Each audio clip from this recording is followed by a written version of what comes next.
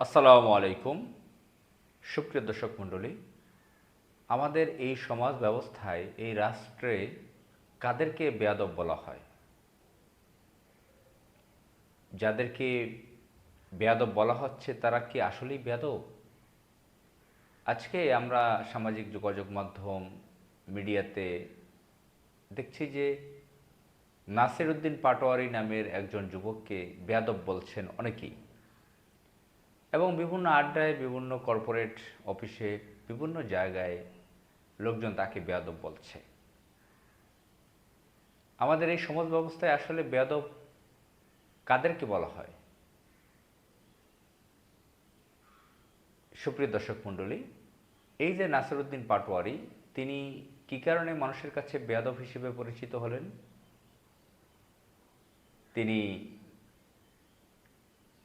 অন্যায়ের বিরুদ্ধে কথা বলেন, চাঁদাবাজির বিরুদ্ধে কথা বলেন। বিশেষ করে তিনি মৌলিকভাবে চাঁদাবাজের বিরুদ্ধে তিনি কথা বলেছেন।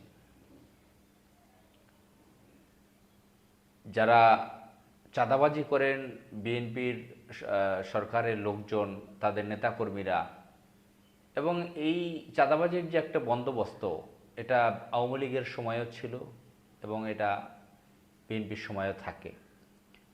হাত বদল হয় এবং তাদের মধ্যে ভাগ বাটোয়ারাও হয়। যখন আওয়ামী লীগ ক্ষমতায় থাকে তখন বিএনপির কিছু লোকজনও ভাগ ভাগ পায়, কমিশন পায়। যখন বিএনপি ক্ষমতায় থাকে তখন আওয়ামী লীগের লোকজনও কমিশন পায়, ভাগ পায়। এটা বাংলাদেশে চলে আসছে বহু বছর থেকে।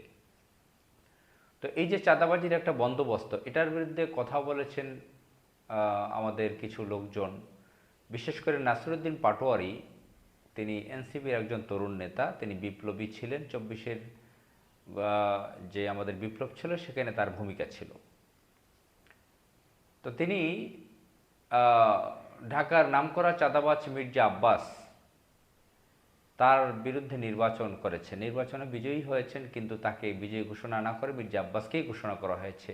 এই যে বন্দোবস্ত ব্যবস্থা, ডিপ স্টেট, তারা মেকানিজম করে, ইঞ্জিনিয়ারিং করে সেই চাঁদাবাজ মির্জা আব্বাসকেই সেখানে বিজয়ী ঘোষণা করেছে। এখন এই নাসির উদ্দিন পাটোয়ারিকে দেখবেন যে আপনার চারদিকে, আপনার সমাজে, আপনার পরিবারের লোকজনও কেউ কেউ চাঁদাবাজ বলছে। কারণ আমাদের এই সমাজ ব্যবস্থা এভাবেই। আমরা মাঝে মাঝে শুনি না যে অনেক বুদ্ধিজীবীরা বলে যে এই ঘুণেধারা সমাজ ব্যবস্থা। এই যে ঘুণেধারা সমাজ ব্যবস্থায় আজকে দেখি যে অনেক শিক্ষিত লোকজন, সুশীল টাইপের লোকজন নাসির উদ্দিন পাটোয়ারিকে চাঁদাবাজ বলছেন, কি বলে, বেয়াদব বলছেন, বেয়াদব বলছেন তাকে। তো এই নাসির উদ্দিন পাটোয়ারিকে বেয়াদব বলছেন। তাকে আমি একজনকে চিনি, তিনি একজন প্রফেসর, খুব নামকরা ব্যক্তি, ডানপন্থী প্রফেসর, কিন্তু তিনি ঢাকা ৮ আসনে ভোটার, ৮ আসনে তিনি ভোট দিয়েছেন মির্জা আব্বাসকে। অথচ তিনি কিন্তু ডানপন্থী ব্যক্তি। তিনি এই নাসির উদ্দিন পাটোয়ারিকে বেয়াদব বলেন। তাকে এই জন্য তার পরিবারের সদস্যদের ভোটগুলো, তার সহ তার পরিবারের সদস্যদের ভোটগুলো ওই আসনে, তিনি তাকে ভোট দেন নাই। তো এই আমাদের এই সমাজ ব্যবস্থায় নাসির উদ্দিন পাটোয়ারিদেরকে বেয়াদব বলা হয়। আমাদের এই সমাজ ব্যবস্থায় ইশরাককে বেয়াদব বলা হয় না, খুব কম লোকে তাকে বেয়াদব বলে। তাকে এখন এই ইঞ্জিনিয়ারিং, এই মেকানিজমের বিএনপি সরকার প্রতিমন্ত্রী বানিয়েছে, মুক্তিযোদ্ধা বিষয়ক প্রতিমন্ত্রী। এই যে ইশরাক, তার যে লাফালাফি, চরম উচ্ছৃঙ্খল একজন যুবক, কিভাবে সিটি কর্পোরেশনে তালা মেরে দিয়েছিল, কিভাবে যখন তখন মব তৈরি করে, যখন তখন ভাঙচুর, বিভিন্ন ধরনের সন্ত্রাসী শোডাউন করে। কয়েকদিন আগে এই যে নাসির উদ্দিন পাটোয়ারির বিরুদ্ধে তারা ঢাকায় সন্ত্রাসী মহড়া দিয়েছে, চাঁদাবাজদের নিয়ে সে একটা মহড়া দিয়েছে। আপনারা কি নিজেদের কাছে কখনো প্রশ্ন করেছেন এই ইশরাকদের পারিবারিক বায়োডাটা কি? অনেক আবেগীয় গল্প আছে, কিন্তু অর্থনৈতিক, ইকোনমিক্যাল গল্পটা কি? সাদেক হোসেন খোকা তার পিতা। সাদেক হোসেন খোকা, হ্যাঁ, ৭১-এ গেরিলা বাহিনীর নেতৃত্ব দিয়েছেন, মুক্তিযুদ্ধ এই সেই করেছেন, আবেগ দিয়ে সেখানে কান্নাকাটি কতক্ষণ করে, ঠিক আছে। বা যদি হিস্ট্রিতে যান, মুক্তিযুদ্ধের হিস্ট্রিতে তার নামটাও আছে গেরিলা হিসেবে, সাদেক হোসেন খোকার নামটা।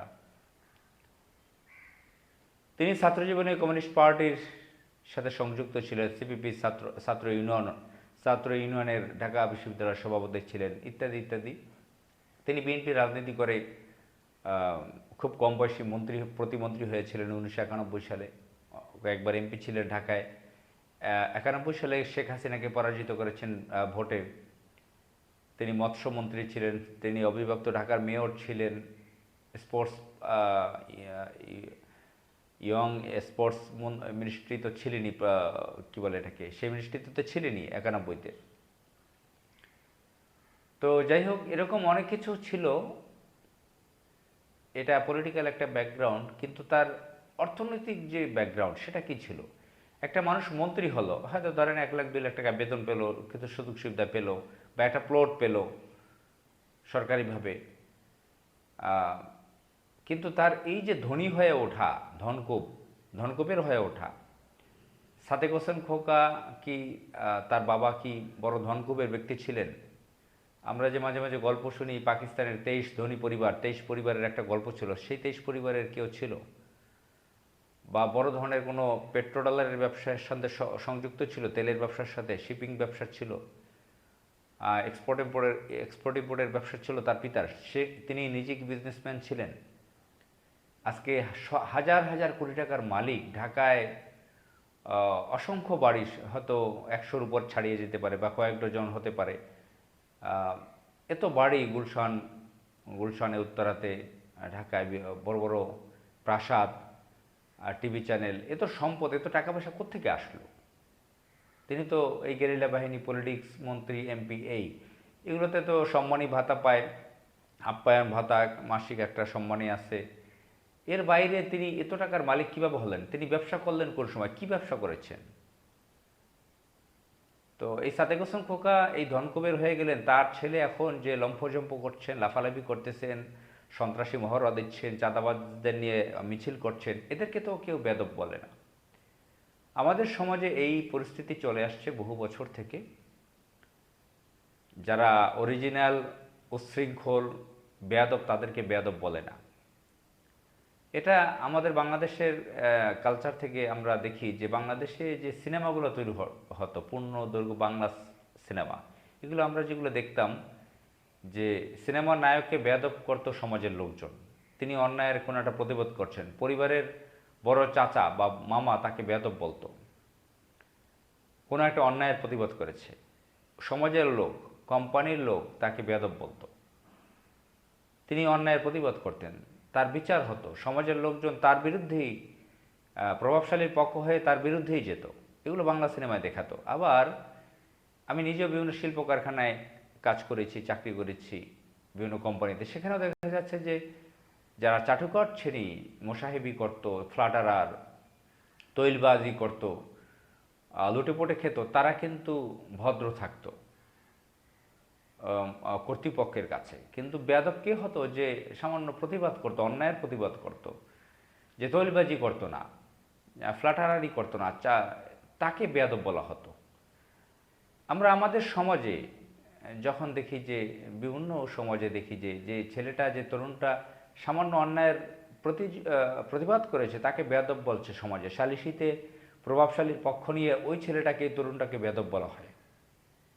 কিন্তু ওই প্রভাবশালীদের ছেলেরা যে মাদকাসক্ত, সন্ত্রাস, তারা যে মানুষের হক নষ্ট করে, ওই প্রভাবশালীরা সম্পদ দখল করে, বড় বড় অন্যায় করে, সেগুলোর ব্যাপারে কোনো কথা নেই। ওই কোনো একটা তরুণ তার বিরুদ্ধে কথা বলেছে, তাকেই বেয়াদব হিসেবে তুলে ধরা হয়। তদ্রূপ আমাদের রাষ্ট্রেও আমরা দেখি, টেলিভিশন টকশোতে কথা বলার সুযোগ যখন মানুষের হয়, তখন কোনো তরুণ যদি প্রতিবাদ করে, রাজনীতি করতে, রাজনীতির মঞ্চে যদি কেউ যেতে পারে, যেরকম নাসিরুদ্দিন পাটোয়ারি গিয়েছে, তাকে বেয়াদব বলা হচ্ছে। তো যাই হোক, এভাবেই আমাদের বাংলাদেশ চলছে। আমরা বেঁচে থাকলে দেখব ইনশাল্লাহ কোন পর্যায়ে এই বেয়াদবিটা চলে যায়। আসসালামু আলাইকুম।